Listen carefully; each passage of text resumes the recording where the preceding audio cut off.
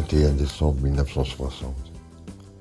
La veille du solstice d'hiver, et le bal improvisé organisé par Sylvie et son groupe d'amis sur le plateau de Saint-Julien battait son plein, loin des regards des parents. La lune pleine et froide éclairait la falaise en face, et dans cette paroi, une entrée plus sombre que le reste, la grotte des extraterrestres. On la montrait du doigt, on en chuchotait des légendes depuis l'enfance, des lueurs bleues 2 fois par an. Le lieu était devenu un mélange de frissons et de farces, une étape obligatoire pour prouver son courage. Émile, déjà éméché en brandissant sa bouteille vers l'ouverture noire. Ils disent que si tu rentres à minuit pile le jour de solstice, tu vois leur vaisseau. Des conneries. C'est les gendarmes qui ont inventé ça pour que les gens n'aillent pas se perdre dans les galeries, retorqua Jean, le plus raisonnable du groupe. Sylvie, les joues rougies par le froid et le vin, les yeux brillants de défi, les observait. Elle avait organisé cette fête ici, à cet endroit précis. Pour cette raison, pas seulement pour danser. Le défi était lancé. Le groupe se scinda presque naturellement. Ils attrapèrent 2 lampes tempête et une torche électrique dont la pile faiblissait. Les adieux furent brefs, teintés de cette excitation nerveuse propre aux mauvaises idées qui vont devenir des souvenirs. Les rires des 7 partirent dans la nuit, s'éteignant rapidement au fur et à mesure qu'ils s'enfonçaient dans le sentier gelé mené à la falaise. L'entrée de la grotte était plus large qu'il n'y paraissait de loin. Un froid sortait de là, un froid sec et immobile qui semblait absorber le bruit. Le dernier éclat de rire mourut dans leur gorge. Le graffiti à moitié effacé. Ici, les ombres du ciel les accueillit sinistres dans la lueur tremblante de la lampe.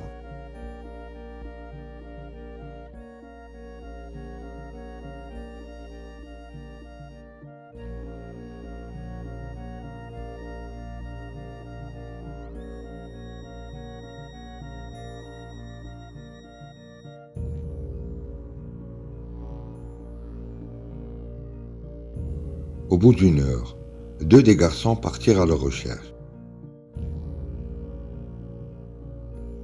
Seul un silence profond leur répondit. Ils n'osèrent pas aller plus loin. La nuit était trop noire, la grotte trop grande, la peur trop soudaine et trop forte. Ils retournent au village chercher des adultes, des lampes puissantes du secours. Les recherches commencèrent aux premières lueurs de l'aube. On ne trouva rien, aucun cri entendu, aucun éboli, aucun puits. Juste soigneusement plié et empilé à l'entrée de la première salle comme un étrange vestiaire, 7 manteaux et 2 lampes tempête. Et la torche électrique dont le verre était froid. Les 7 jeunes gens avaient disparu. Leur rire, leur défi, leur vie aspirée par le noir de la grotte des extraterrestres. La fête était finie. Le carton d'archives couvert d'une fine pellicule de poussière atterrit sur le bureau des inspecteurs Moreau et Dubois. La grotte des extraterrestres, 21 décembre 1960. 7 disparus. Dossier non classé. Et voilà qu'on nous le ressort 4 ans plus tard. Dubois ouvrit la chemise. Son regard tomba sur la pièce à conviction principale, une photographie Polaroid floue, montrant l'entrée d'une grotte surmontée d'un graffiti à la peinture blanche effacée par les intempéries. On pouvait encore déchiffrer. Ici, les ombres du ciel. Les ombres du ciel. Le surnom date des années 50, selon le rapport. Des bergers auraient vu des lueurs bleutées en forme de cigares jaillir de la montagne. La rumeur d'une base extraterrestre était née. Moreau poussa vers lui un petit sac. À l'intérieur, un objet métallique de la taille d'une pièce de 5 francs, d'un gris terne et parfaitement lisse, sans soudure ni marquage. Ça a été trouvé hier matin, cloué à la porte du presbytère de Saint-Julien avec ça. Il ajouta une feuille pliée sur laquelle une écriture enfantine et malhabiles l'avaient tracé. Ils renvoient des choses, ils en ont fini avec eux. Prochain tour. Dubois soupesa l'objet. Il était anormalement léger, comme creux, mais donnait une sensation de densité paradoxale. Froid, trop froid. C'est du métal, chef, de la céramique. Les gars du labo n'en savent rien. Ça ne correspond à aucun alliage connu. Et ce n'est pas tout. L'analyse spectrographique montre une signature isotopique, anormale, des ratios qui n'existent pas dans notre système solaire, du moins pas à l'état naturel sur Terre. Pourquoi maintenant? À cause de cet objet? À cause de ça. Prochain tour. Quelqu'un suggère que l'échantillonnage, ou peu importe ce que c'était, pourrait se reproduire. Le commissaire veut qu'on aille sur place, vérifier s'il n'y a pas une secte qui joue avec ces légendes. Il se leva et montra le village de Saint-Julien sur la carte géologique de la région, accroché au mur. Le village de Saint-Julien, les inspecteurs rencontrèrent d'abord le vieux Marius, le dernier témoin vivant des Lumières des années 50. Assis près du poêle à bois, ses mains tremblantes, pareilles à des feuilles mortes, il raconta. C'était jamais une lueur douce. Cette chose, c'est une déchirure, un bleu électrique qui faisait mal aux yeux comme un coup de soudure à l'arc. Ça montait droit vers le ciel de la falaise, 2 fois par an, à la Saint-Jean et à Noël. On disait qu'ils rechargeaient leurs machines ou qu'ils lançaient des appels. En 60, la nuit où les jeunes ont disparu, la lumière est revenue mais différente. Elle a palpité comme un cœur ou comme un rire. La mère de Sylvie, la présumée meneuse du groupe, leur offrit un café dans une cuisine où le temps s'était figé. Elle était fascinée par ces histoires, Sylvie. Elle disait que si quelque chose d'autre existait là-haut, il fallait avoir le courage d'aller lui dire bonjour. Elle croyait à la rencontre, pas à la peur. Le jour où on a retrouvé leurs affaires, leurs manteaux et leurs lampes, soigneusement pliés à l'entrée de la grotte, comme s'ils s'étaient déshabillés pour entrer, j'ai su qu'elle avait eu tort. On ne dit pas bonjour à ceux qui ne veulent pas nous connaître. Avant de quitter le village, Dubois interrogea le berger.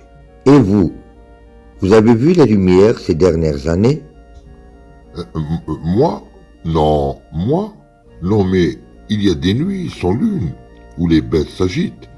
Elles ne beuglent pas de peur, elles se taisent, elles regardent tous dans la même direction, vers la falaise, comme si elles attendaient des ordres.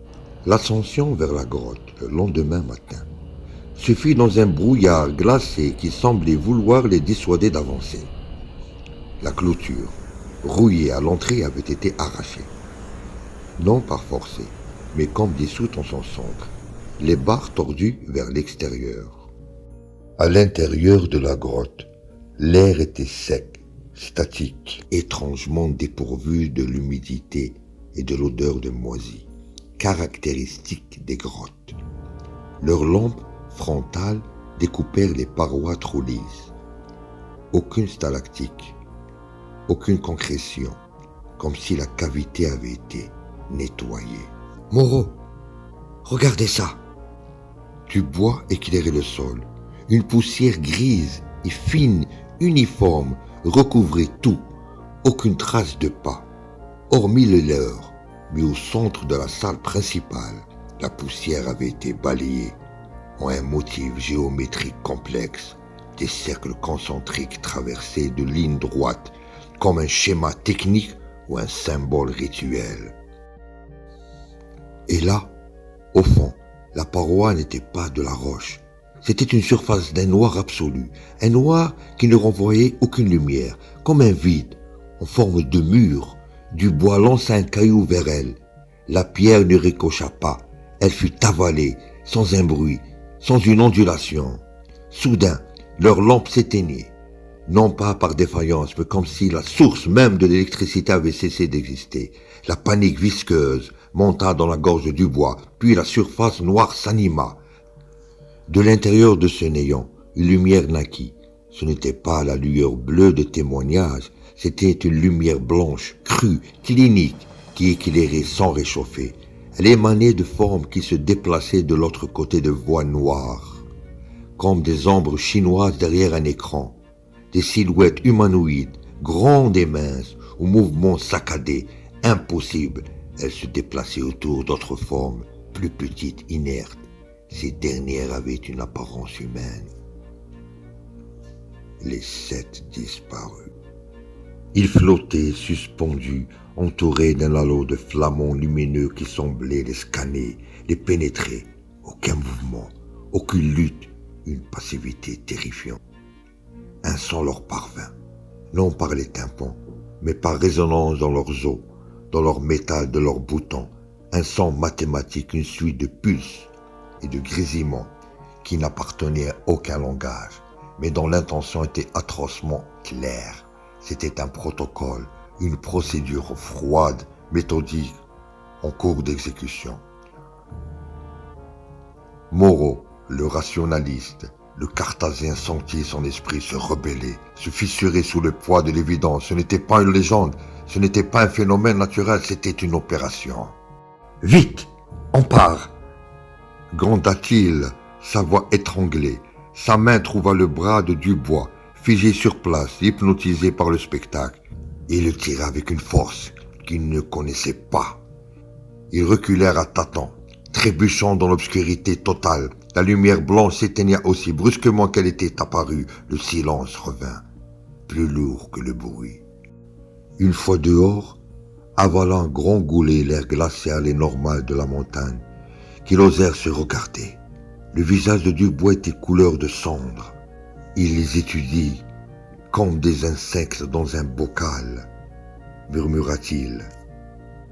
Moreau ne répondit pas. Il fixait l'entrée de la grotte, cette gueule noire qui ne recrachait jamais ce qu'elle avalait. Il pensait à l'objet métallique, à sa signature isotopique, venue d'ailleurs, un échantillon rapporté, un message, un avertissement, ou pire, un appât. De retour au bureau, la confrontation avec la réalité bureaucratique fut un choc. « Dynamitez-la !» dit Moreau au commissaire, les poings serrés sur le bureau. « Colmatez chaque fissure, faites passer ça pour un risque géologique et interdisez formellement l'accès au massif pour toujours !» Le commissaire, un homme politique avant d'être un policier, les regarda tour à tour et leur dit: « Sur la base de quoi, Moreau? D'une hallucination dans le noir, d'un bout de métal bizarre et d'un graffiti. Vous voulez que je demande une déclassification de zone rouge à l'armée pour des fantômes en forme de grands gris. » Le débat fut bref et sans appel. Aucune preuve tangible, aucun corps, aucune menace identifiable et actuelle, juste le récit effrayant de 2 flics surmenés. L'affaire fut reclassée X, cause indéterminée, et renvoyée aux archives. L'objet métallique à la signature isotopique atypique fut renvoyé dans un laboratoire militaire pour analyse complémentaire, d'où il ne ressortira jamais. Mais cette nuit-là, dans son bureau éclairé au néant, Moreau rédigea un second rapport, un rapport qu'il ne montrera à personne, un rapport pour ses successeurs dans 20 ans, 30 ans, si les lumières revenaient. Il décrivit avec une froide précision ce qu'il avait vu. Il théorisa non pas sur des petites ondes vertes, mais sur une forme d'intelligence non humaine, à la technologie inconcevable, utilisant la grotte comme un sas, un point de prélèvement périodique, une trappe à échantillons biologiques, discrète, activée à intervalles réguliers pour une étude à long terme.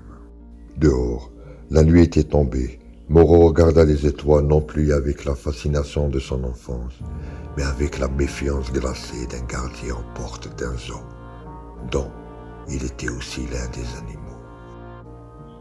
Et cette fois, il serait prévenu, inutilement peut-être mais prévenu.